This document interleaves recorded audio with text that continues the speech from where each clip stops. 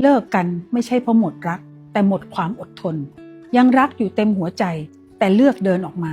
คนส่วนใหญ่คิดว่าเลิกกันเท่ากับหมดรักบางคู่ไม่ได้เลิกเพราะความรักหายไปแต่เลิกเพราะความอดทนมันตายไปก่อนอดทนกับคำพูดที่ไม่เคยถนอมน้ำใจโดนกระทำซ้ำแล้วซ้ำเล่าและคำสัญญาที่ไม่เคยทำได้จริงไม่ใช่ไม่รักแต่มันเหนื่อยที่ต้องร้องไห้เรื่องเดิมๆต้องอธิบายความรู้สึกซ้ำๆต้องเป็นฝ่ายเข้าใจอยู่คนเดียวบางคนรักมากนะแต่รักคนที่ไม่พยายามมันโคตรทรมานความรักมันไม่ตายง่ายๆหรอกแต่มันค่อยๆถูกทำลายด้วยการไม่ใส่ใจวันที่คนหนึ่งเดินจากไปเขาไม่ได้เพิ่งตัดสินใจวันนั้น